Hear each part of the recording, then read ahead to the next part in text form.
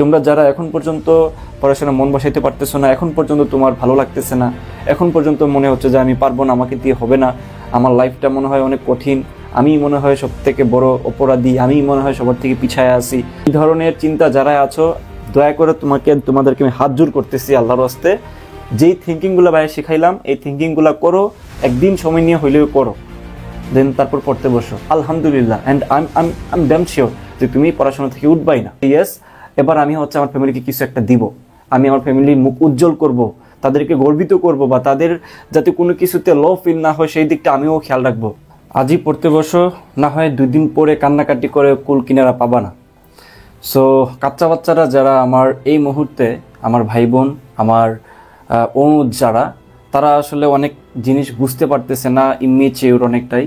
লাইফটা কেমন হয়, লাইফের গতি দ্বারা এবং ম্যাচুরিটি যেহেতু এখনও আসে নাই অনেকের, সো তার কয়েকদিন পরে তার লাইফ স্টাইলটা কেমন হবে, সে তার জীবনটা কোন পরিস্থিতিতে যা দাঁড়াবে সেটা সম্পর্কে সে মোটেই সে রিয়েলাইজ করতে পারে না। দেশটাই আসলে ওই যে একটা পাগলের মতো পড়া, বা একটা মানে একটা ভিতরে একটা জ্বালা নিয়ে পড়া, বা কোনো একটা জিনিস অ্যাচিভ করার আগ পর্যন্ত মানে একদম পুড়ে পড়া, এই জিনিসটা আসলে তার পক্ষে হয় না। তোমরা অনেককেই শুনে থাকবা যারা অনেক বেশি মোটিভেশনাল কথাবার্তা বলেন, গাইডলাইন দেন, অনেকে ফ্লেক্স নেওয়ার জন্য বলেন, কেউ সত্যি কথাও বলেন, but everyone is a hard worker. হ্যাঁ, প্রত্যেকেই কিন্তু তার তোমার যেই জায়গাটায় যায় না কেন বিশ্ববিদ্যালয়ের ক্ষেত্রে, সে ডেফিনেটলি মেধাভাই থাক আর না থাক, পড়াশোনা তাকে করাই লাগে, যেহেতু এটা কম্পিটিটিভ জায়গা, তাই না? সো প্রত্যেকেই একটা মিনিমাম লেভেলে পড়াশোনা করেন, সবাই কিন্তু হার্ডওয়ার্কিং করার কথা বলেন, এবং ওই হার্ডওয়ার্কিংটা নর্মাল কোনো হার্ডওয়ার্কিং না, এটা হচ্ছে একটা পাগলের মতো পড়াশোনার যে বিষয়টা, যেটা আমিও তোমাদেরকে বারবার সাজেস্ট করি। ইটস ট্রু, এটা আসলে সত্যি। হ্যাঁ, এটা কোনো অংশেই মিথ্যা না। তো তুমি পড়াশোনা করতে পারতেছো না, বা তুমি যে ওই লেভেলে যাইতে পারতেছো না, তুমি ওই লেভেলের পরিশ্রম করতে পারতেছো না, এটার কারণ হচ্ছে তুমি তোমার পরবর্তী লাইফটা নিয়ে একটু থিঙ্ক করতে পারতেছো না, চিন্তা করতে পারতেছো না। সো প্রিয় ভাই এবং প্রিয় বোন আমার, তোমাদেরকে আমি একটা জিনিস হাত জোর করেই বলবো, দেখো, তোমার লাইফটা যদি একদম নরক বানায় দিতে না চাও, যারা সেকেন্ড টাইমার আমার ভাই বোন তারা নিশ্চয়ই এই জিনিসটা অলরেডি বুঝছে, বাট তোমরা যারা এখনো ফার্স্ট টাইমার আছো, তোমাদেরকে হাত জোর করতেছি, দয়া করে আল্লাহর হস্তে একটু সময় নাও, 1 দিন সময় নাও, 2 দিন সময় নাও, একটু ভাবো যে আচ্ছা আমার ফ্যামিলির অবস্থা কেমন, আমার পরিবেশের অবস্থা কেমন, আমার যেই এই মুহূর্তের যেই সময়টুকু, এই সময়টুকুতে আমি যদি এইভাবে চলতে থাকে আমার জিনিসগুলা, তাহলে আমি যখন চান্স পাবো না তখন আমার পরিস্থিতি কেমন হইতে পারে, আমার আব্বু অফিসে কি বলবে, আমার আম্মু বাসায় আন্টিদের সাথে কিভাবে কথা বলবে, আমার ভাই বোনরা কিভাবে তার অন্যান্য ভাই বোন যে কিনা চান্স পাইছে তাদের সাথে একই সাথে পড়তে যা ফ্লেক্স নিতে পারবে কিনা, এবং আত্মীয় স্বজন যারা আছেন তারা খোঁজখবর নেওয়ার পরে তোমার আব্বু আম্মুরা তাদের কাছে কেমন ছোট হয়ে যেতে পারেন। এবং অনেকে যারা মিডল ক্লাস ফ্যামিলিতে বিলং করো, তাদের লাইফে কিন্তু ফ্যামিলির খাবারের টাকা, যে টাকা দিয়ে তারা ফ্যামিলিতে ফুড খাইতে পারতো, সবাই ভালো খাবার খাইতে পারতো, ওই টাকাটাই কিন্তু তার পড়ার পিছনে এতদিন নষ্ট করা হয়েছে। নষ্ট বলতে, যদি চান্স না পাও, এতদিন ধরে এত স্যাক্রিফাইস, আব্বু কিংবা আম্মু নিজে না খায়া, কোনো একটা জিনিস না কিনে, ঈদে কাপড় চোপড় না কিনে, হয়তোবা কোনো একটা জিনিস দরকারই ছিল বাসার জন্য,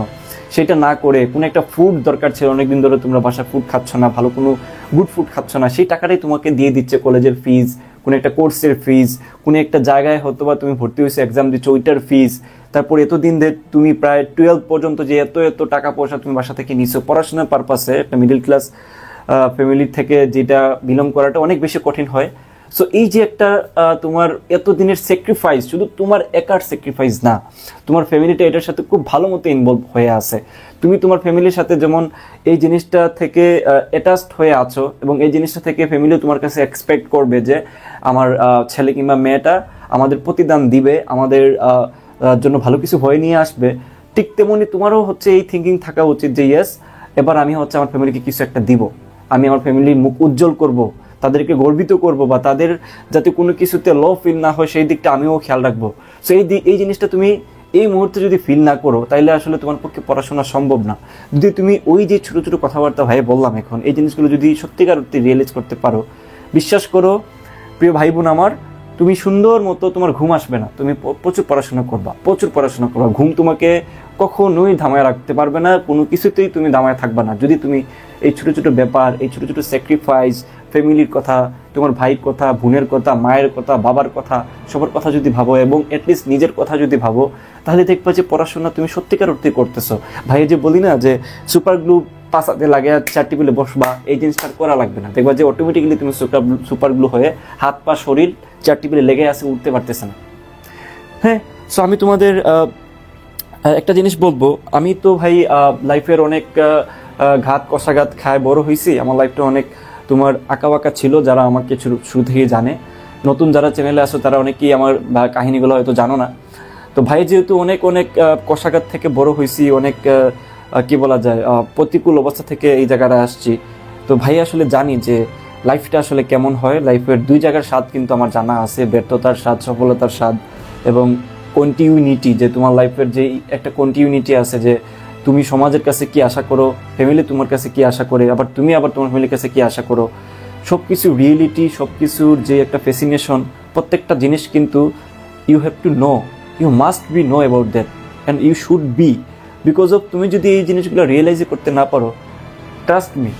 ট্রাস্ট মি, তোমাকে কেউ কখনো কোনো দিন জোর করে তোমাকে কোনো কিছু অর্জন করাইতে পারবে না। সো তোমরা যারা এখন পর্যন্ত পড়াশোনা মন বসাইতে পারতেছো না, এখন পর্যন্ত তোমার ভালো লাগতেছে না, এখন পর্যন্ত মনে হচ্ছে যে আমি পারবো না, আমাকে দিয়ে হবে না, আমার লাইফটা মনে হয় অনেক কঠিন, আমি মনে হয় সব থেকে বড় অপরাধী, আমি মনে হয় সবার থেকে পিছায় আছি, আমাকে দিয়ে কিচ্ছু সম্ভব না, এই ধরনের চিন্তা যারা আছো, দয়া করে তোমাদেরকে আমি হাত জোর করতেছি আল্লাহর হস্তে, যেই থিঙ্কিংগুলো বাইরে শিখাইলাম এই থিঙ্কিংগুলো করো, একদিন সময় নিয়ে হইলেও করো, দেন তারপর পড়তে বসো। আলহামদুলিল্লাহ, and I am damn sure যে তুমি পড়াশোনা থেকে উঠবাই না। আল্লাহ হাফেজ।